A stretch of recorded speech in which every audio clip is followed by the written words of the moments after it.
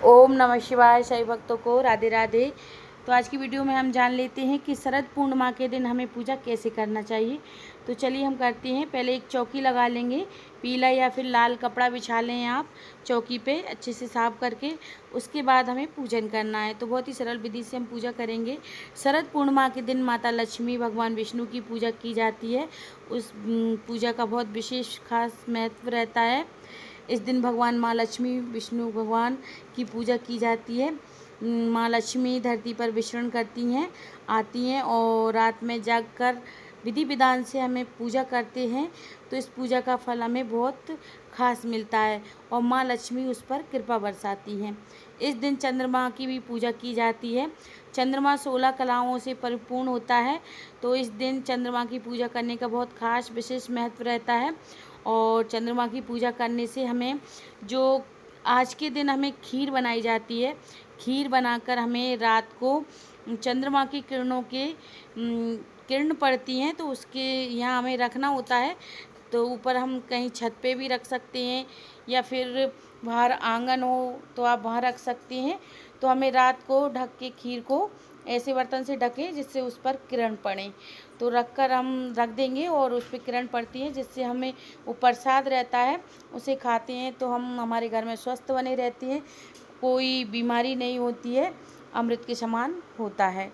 तो इस प्रकार से हमें पूजन करना होता है। खीर का खास महत्व रहता है तो आप खीर ज़रूर से बनाएं।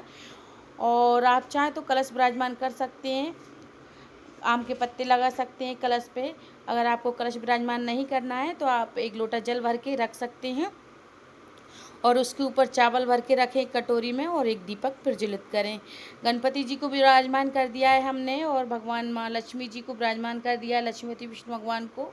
और चंद्रमा की पूजा करने के लिए हमने चावलों से चंद्रमा का आकार दे दिया है और एक सिक्का रख दिया है। अगर आपके पास चांदी का सिक्का है तो आप चांदी का सिक्का रखें, नहीं तो आप ऐसे भी रख सकते हैं। तो इस प्रकार से हमें सभी को जल का छींटा लगाना है।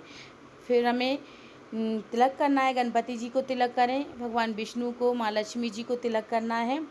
फिर हम चंद्रमा को भी तिलक करेंगे और वस्त्र रूप में हमें कलावा समर्पित करना है। तो इस प्रकार से हमें पूजन करना है। और चंद्रमा की रोशनी में खीर रखी जाती है, आप ज़रूर से रखें, इस बात का विशेष ध्यान रखें। आज के दिन खीर बनाई जाती है तो चंद्रमा की पूजा करने के लिए हमें खीर से ही पूजा की जाती है। तो इस प्रकार से हम कलावा समर्पित कर देंगे और फिर उसके बाद जो भी पुष्प हैं आपके पास वो पुष्प समर्पित कर दें भगवान विष्णु को, गणपति जी को, माँ लक्ष्मी जी को। तो माँ लक्ष्मी जी की पूजा की जाती है और शरद पूर्णिमा को माँ लक्ष्मी पूर्णिमा के नाम से भी जाना जाता है। तो आप शरद पूर्णिमा के दिन माँ लक्ष्मी जी की पूजा ज़रूर करें। तो इस प्रकार से हम पुष्प समर्पित कर देंगे सभी को। उसके बाद हमें जो भी भोग बनाया है वो समर्पित करेंगे भगवान विष्णु को। तुलसी पत्ता समर्पित करना है और तुलसी पत्ता हमें भोग में भी समर्पित करना है।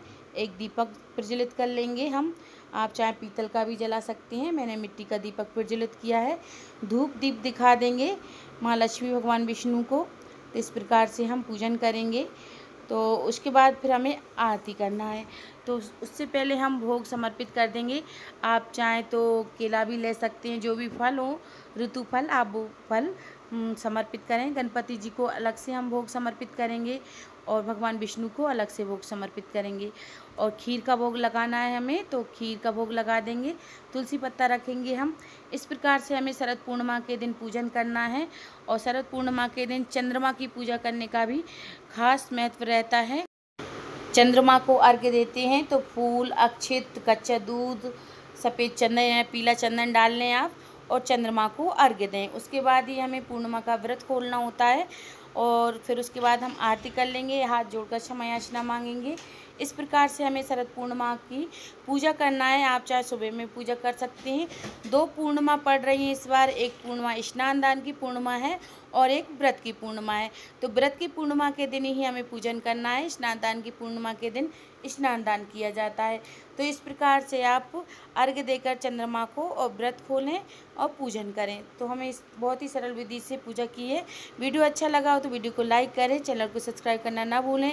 कमेंट में हर हर महादेव जरूर से लिखें। राधे राधे।